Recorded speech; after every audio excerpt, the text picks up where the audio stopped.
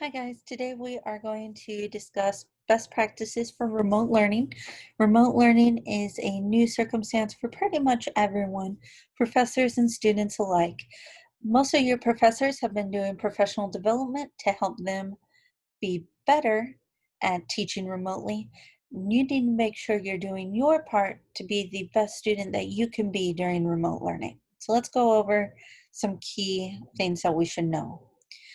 During synchronous classes, remember, synchronous classes are when everybody is there at the exact same time in a Zoom session. So you have to be in class at that specific time. That's a synchronous class. Often during this time, your faculty member or your professor is lecturing or going through examples or leading a class discussion. Now, during these classes, most of us, even faculty members, are really, really bad, not the faculty members teaching, but during the meetings and stuff, we will all mute ourselves and then turn off our camera. Students, faculty, everybody does it. But as soon as we do that, and we know that no one's paying attention to us or can see us, we stop paying attention to whoever is talking. We start emailing, we'll text message, we'll shop Amazon, we'll use social media, pretty much doing everything except listening to the person who is leading the meeting, or in your case, the instructor. You need to cut all that stuff out, because if you're having synchronous classes, this is how your professor is getting the material to you. So you need to be taking notes just like you would if you were in a classroom face to face. And you really need to make sure to participate just like you would in a face-to-face class, because you're only going to get out of the class what you put in. So you need to make sure that you are actively participating in the chat if the professor has the chat open. If they send you into breakout rooms, make sure that you are working with your peers in the breakout rooms. Your video camera on if possible, because then your professor gets to see your face. Like, there are a bunch of you that have decided to keep your camera on during our classes. I'm already keeping your face with your name. I will more likely remember you than someone that keeps their camera off and just has their name on the screen. I realize that not everyone can have their video camera on, and that's perfectly okay. But when you have the option to do so, I highly recommend it. And then when your professor asks for your interaction and they say you can do it vocally, go ahead and do the vocal interaction if you don't feel comfortable typing in the chat. Because I know some people are comfortable typing while some people are comfortable talking. Whichever one you are more comfortable with, go with it. And make sure that you ask questions. Use the chat, use the breakout rooms, respond with your audio, but ask those questions just like you would in class. And if you're not comfortable asking everybody in your Zoom session, wait until right after class and be the last one in the Zoom classroom, and you can ask your professor then. In either classroom, by either classroom, I mean synchronous or asynchronous. Remember, asynchronous is kind of like what you're doing right now. It's where everybody gets to do everything on their own time. Still, you need to be part of the virtual classroom community. I don't care which classroom you're talking, synchronous or asynchronous. Ask those questions. Reach out to classmates. You can discuss upcoming assignments. Don't copy their assignments, but you can discuss it. You can start a group chat. You can start a virtual study group. Make sure that you're contributing to discussion boards. Some instructors have set up discussion boards, not only as an assignment, but for you to talk to your peers. Try to help each other out with what concepts are just not making sense. Be part of that virtual classroom. Take advantage of those opportunities to interact with your classmates. While you're doing your classwork, I would suggest setting a schedule. Set specific times where everybody that you interact with, let's say in your house even, or your friends, knows that you are going to be doing work. So they know to leave you alone. They won't ask you to do the dishes or to play Xbox. You know that you're doing work at that time. Multitasking sometimes can be good, but most of the time it really just slows you down. You're not giving your full attention to whatever task you're doing, and it winds up taking you longer. So don't multitask. Concentrate on one topic at a time. Do one subject's assignment and then move on to something else. Check your email in between assignments. Don't take time during your paper to check your email because, well, you're going to stop thinking about the paper or you're trying to procrastinate most of the time. Reduce your distractions, especially if you have a full household or really loud roommates. Okay? Earbuds. Close the door if you're in your bedroom or your office. Silence your phone. That's a big one. If your phone's going off, you're not going to pay attention to what's in front of you. You're going to constantly check your phone. Make sure that your technology and apps are up to date. So if you're using a web browser that's out of date, maybe it's not going to go as fast and you won't be able to see all of these special features that Canvas has. And it's also suggested that you do a little bit of classwork each day to keep the material fresh in your mind. So if you do everything on Sunday, come Friday's class, you may not remember everything that's going on. It's also suggested that you work in smaller chunks of time because we are more apt to concentrate in a small period of time, like 45 to 60 minutes, instead of long time. If you're working for a long period of time, several hours, you are more likely to look for distractions, the email, the social messaging, the text messaging. You'll try to find ways to give yourself a break. Instead of trying to find those breaks and distractions while working long periods of time, do short periods of time. Do one assignment for 45 to 60 minutes, take a break, then switch it up.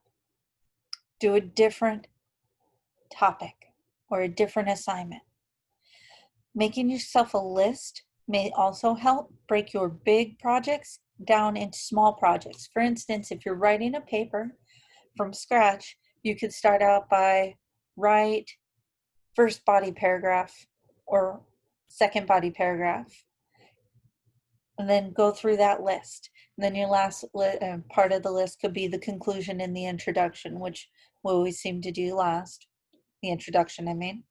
And you can mark it off as you go, and those small goals that we achieve give us confidence and make us want to do more because we have that sense of achievement.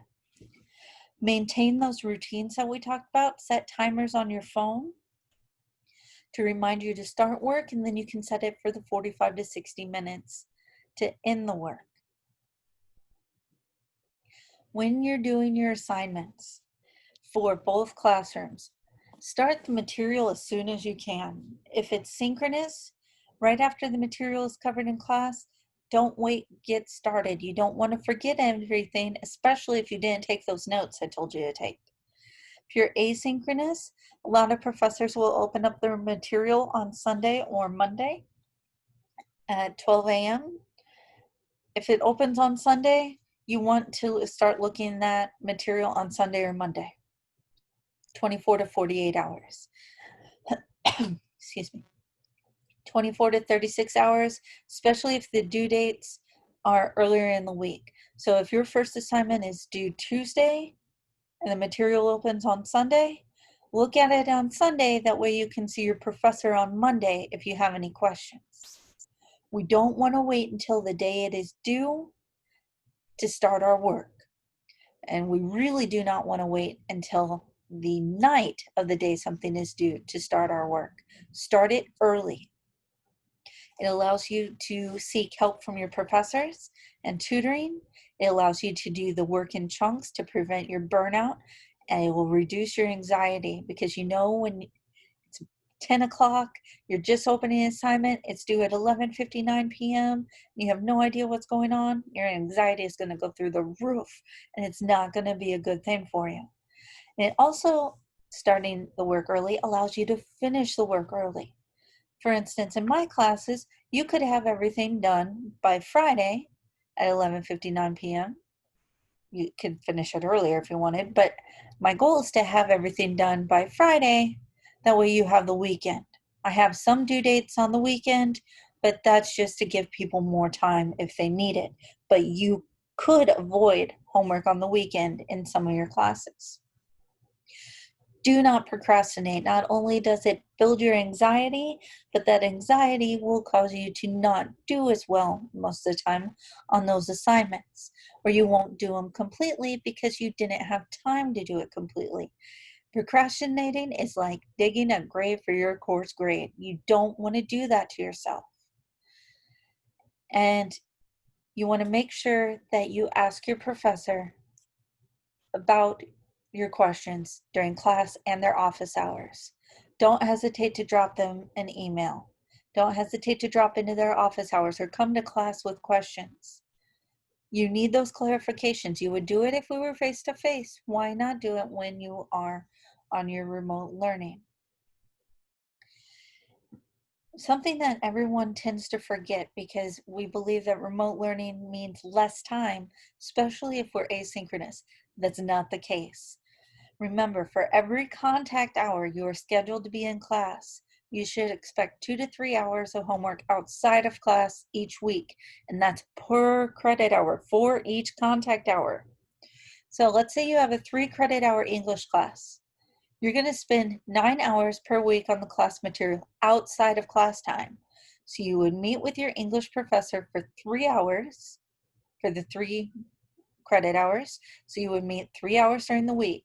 And then you need to be doing 9 hours on top of that outside of the meeting time. So that's 12 hours per week for English alone.